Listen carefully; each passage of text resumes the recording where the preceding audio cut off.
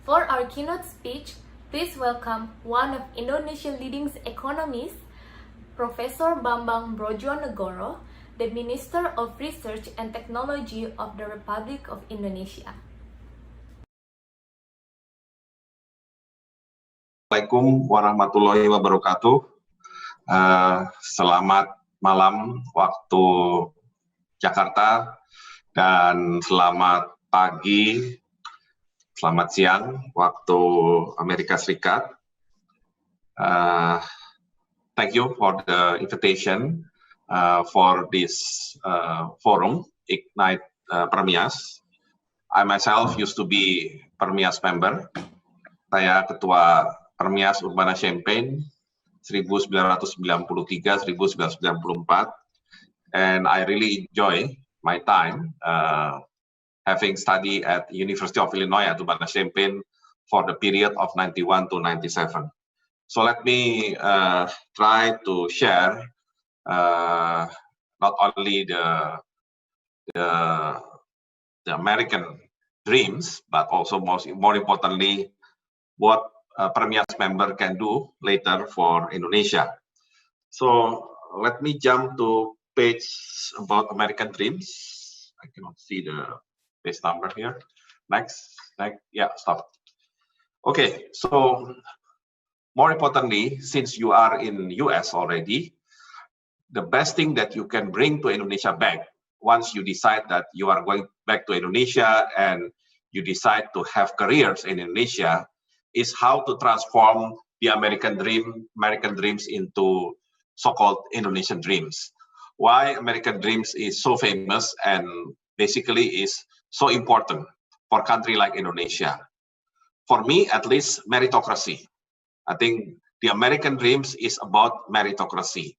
They give the recognition, they give the respect if you have skill and if you already have a strong effort to achieve your goals. And this is important for Indonesia since we are still now at upper middle income country and we have the aspiration to be high income country hopefully by 100 years of our independence 25 years from now at 2045. And in order to do that, of course, we need everybody to work hard. And when everybody works hard, I believe the meritocracy will push everyone to the limit. I mean, of course, to the maximum limit of our ability. And it also opens the opportunity for everybody. And this is very important. In America, of course, you have heard a lot of stories, of course, success stories about American dreams in which a very poor people, a new immigrant suddenly can be one of the richest person in the US, one of the top politician in the US. And sometimes it is unbelievable. I mean, if you imagine that could happen in Indonesia.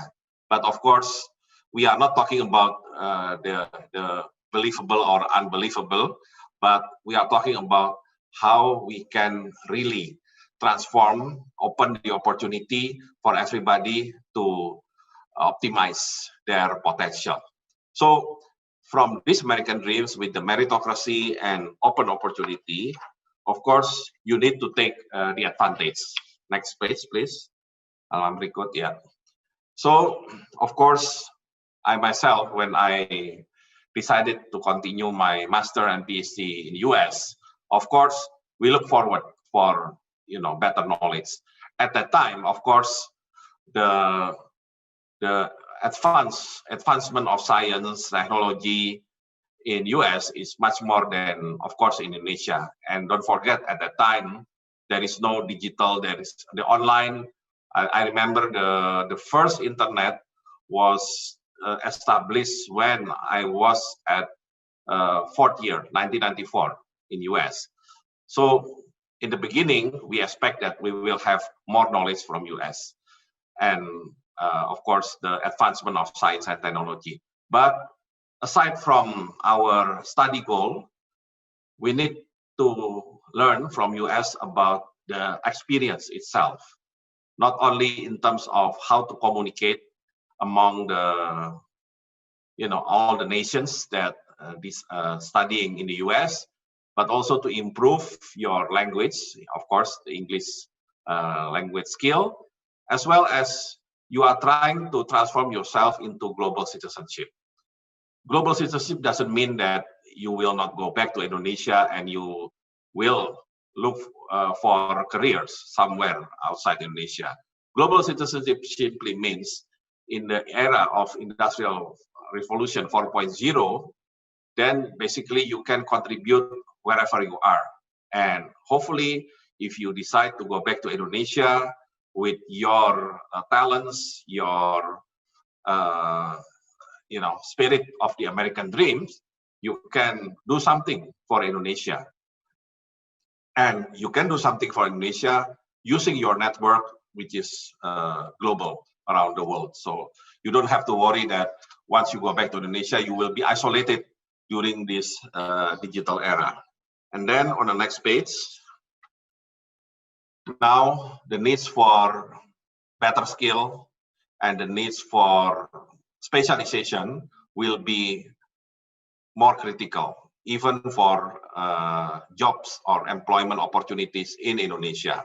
Again, this is Industrial Revolution 4.0. Competition will be very stiff, and you will compete not only with your, friends graduated from US, but also, any Indonesian graduated from any other parts of the world.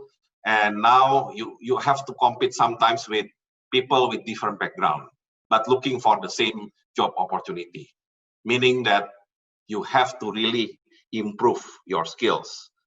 And as mentioned by the World Bank, labor market now needs combination of different skills that will produce by the higher education.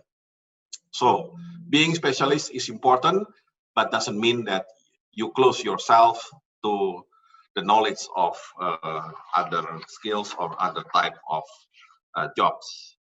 And since we are worried, maybe some of us worried about the advancement of robotics. Of course, robots somehow will replace the human job, but there are type of jobs that will be, hardly to be replaced by the robot, especially the jobs that needs creativity, flexibility, and adaptive adaptive to any changes in behavior, changes in the global situation. So basically, yes, you need to worry about the advancement of robot. In fact, you need to, if you are in the position to create the robots, why don't you create the robots at the maximum capacity, but at the same time, you understand the limitation of the robots in terms of their creativity, flexibility, and any human touch that hard to be installed into robot development. And we are still optimistic Industrial Revolution 4.0 will give a positive impact to Indonesia. So I'm trying to use the result of McKinsey study, in which they say that there will be more job opportunities created up to 2030 compared to the job loss. So the job gains will be higher than the job loss until 2030. What kind of sectors that will experience job gains? It will be health, construction, manufacturing, retail, that will experience the needs of more job opportunities. And in fact, there will be more around 27 to 46 million new job opportunities. 10 million of them actually is really a new job, meaning that the position never been there before, because with the Industrial Revolution 4.0, there will be several new jobs created. So I think this is the opportunity, and this is the reason why, while you are still in the US, you need to look for any type of jobs that you think will be needed in Indonesia. While you can see that now in Indonesia, that type of job is not yet available. So it means you create the jobs because you understand well about digitalization, you understand well about Industrial Revolution 4.0. Well, of course, there are around 23 million of existing jobs that will be replaced by automation by 2030. What kind of jobs that will be lost? Basically, this is a job that will emphasize on repetition, like data entry, payroll officer, production workers, machine operator, and data collection. Even when I had discussion with my friend, because my background is in economics, while of course, as an economist, my friend will come in same faculty, will come from either accounting or business management. So my friend in accounting told me that in accounting, everything now will be systemized. They use Oracle, they use all the type of software that basically reduce the clerical jobs that usually done by accountant, especially accountant with the diploma background, D3, accountant with D3. So this is the type of job that emphasize on repetition. But for accountant itself, for the one that has bachelor degree or master degree, of course, they can create the system. They can, for example, revise the software that now being used, for example, in their companies. So, of course, you don't need to worry, but at the same time, you need to make sure that you are in the good position to survive during this Industrial Revolution 4.0. Next, of course, we still have big concern about the quality of our human resources. So since you are already in US doing bachelor, master, or PhD, then basically, whenever you come back, you will improve this figure. Because now we only have less than 10% sarjana, bachelor. And then most of them in our labor force still at the elementary school or lower, almost 40%.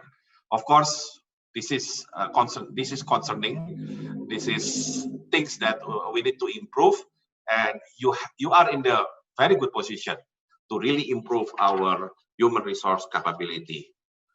Because of that human resource quality, unfortunately, our competitiveness index is still very low. In fact, it's declining.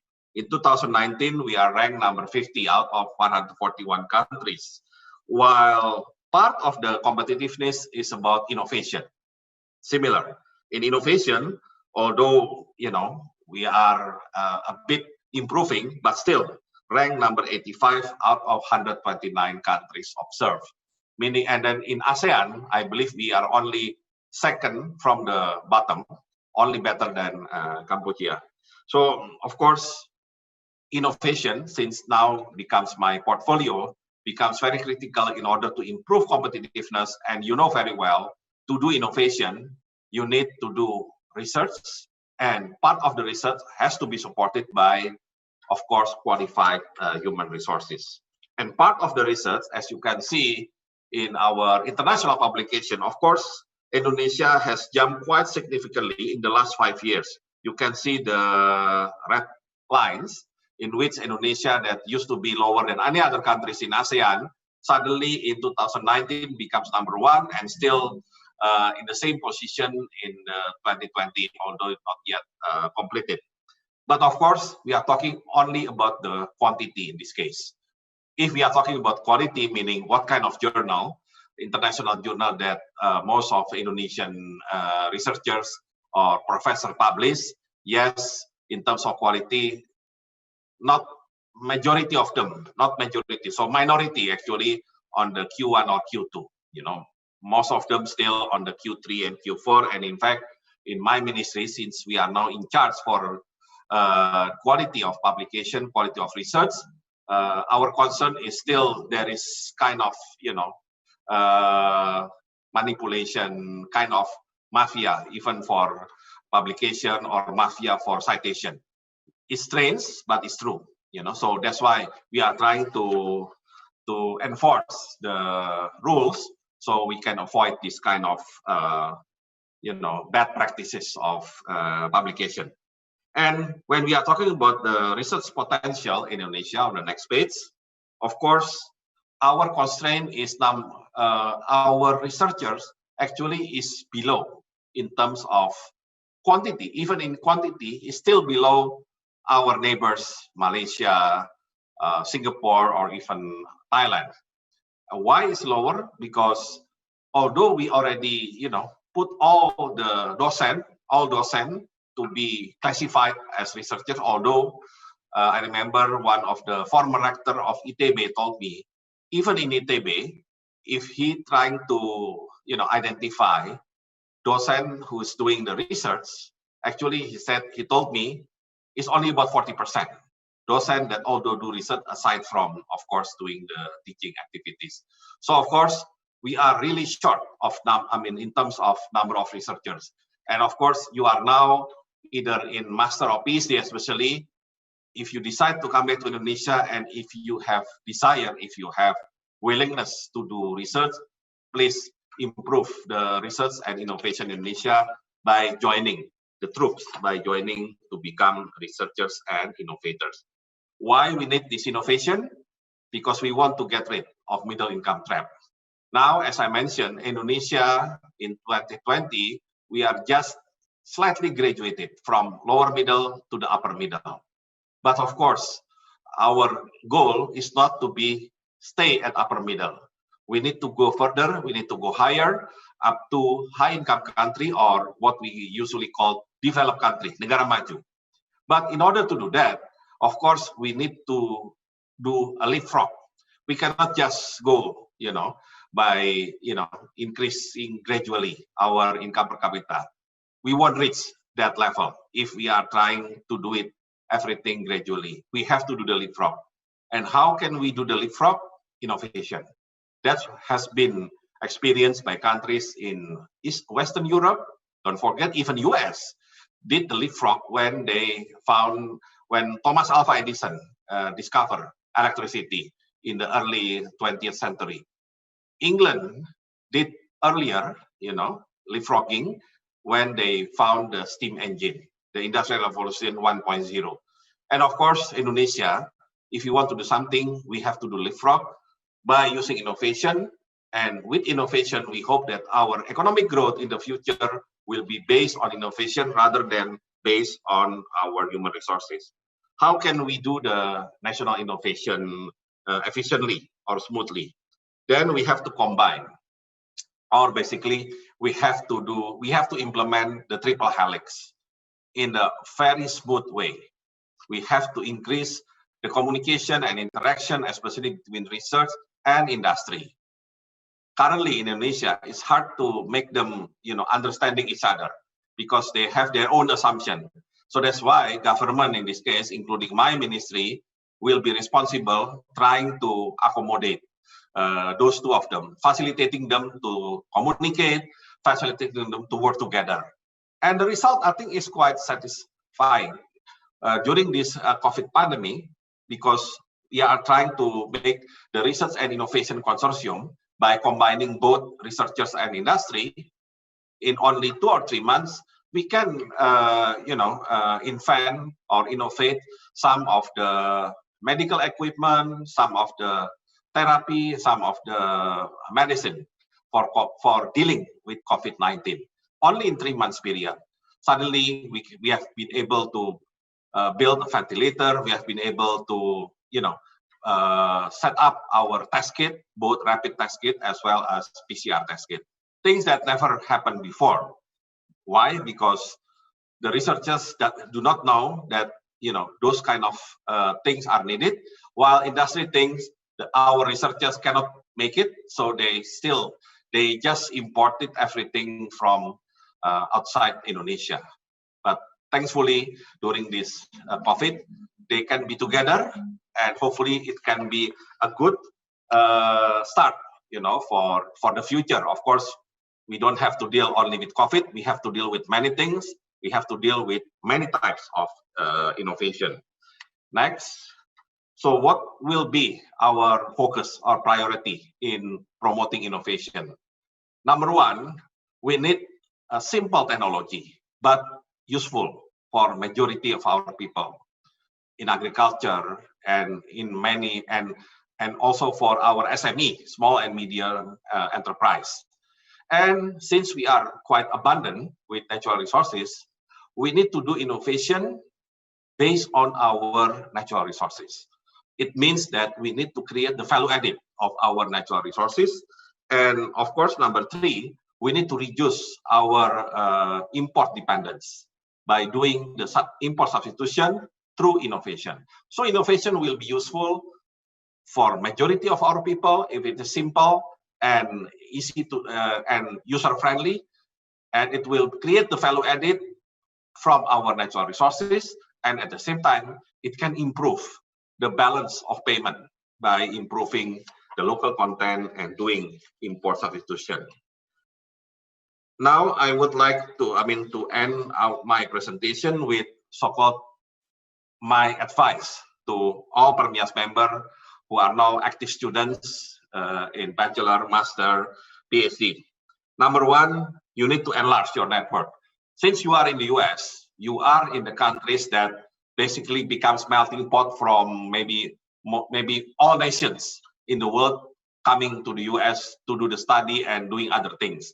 So once you are there, please enlarge your network from the left side, the left figure into the right figures. Create as much as you can the larger networks. And then please improve yourself with 21st century skills.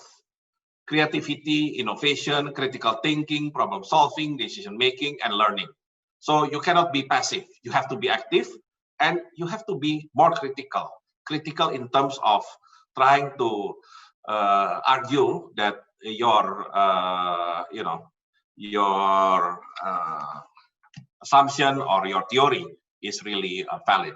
And then communication and collaboration. Remember, now the so-called open working space becomes very popular, and it's not without any reason. The reason is simply because the future work will need more communication and collaboration. Even in the research now, the individual research becomes kind of obsolete. The more trending on research is on collaboration and higher communication. So you need to work not only with your Indonesian colleagues in research, but you also have to, using your large network, improve your research by collaborating with colleagues from any other part of the world. And then, of course, you have to be very literate in information, data, and ICT. And data, especially now, we are not talking about statistics, but we are talking about the big data. And of course, your lifestyle, your citizenship, like global citizenship, life and career, personal, amid social responsibility.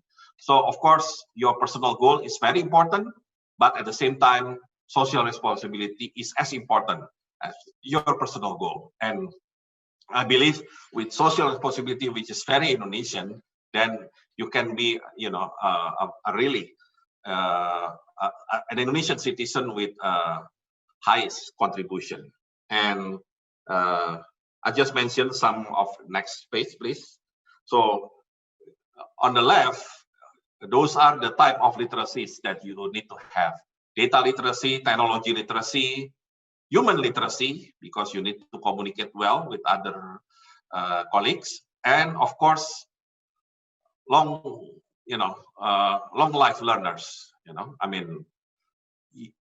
Yes, you are doing the study, but doesn't mean once you graduate, even with your PhD, doesn't mean that you stop the study. The study, the real study, this is also my experience, that will be helpful to your career if you continue your study style while you are working. So when you are working, don't trap yourself with routine stuff, but equip yourself with new stuff. How can you get the new stuff? By trying to study that new stuff. It will be helpful. That's at least my experience. So of course, from the literacy, you have to pursue collaboration, You need to have critical thinking, creative, communicative, and you have to have ability of doing computational thinking, and don't forget the compassion. So those 6 C's on the right, actually combination from all positive stuff to be a man or women in the future. And one of them, don't forget compassion, because still you live with others and your compassion will of course be valued by everybody else.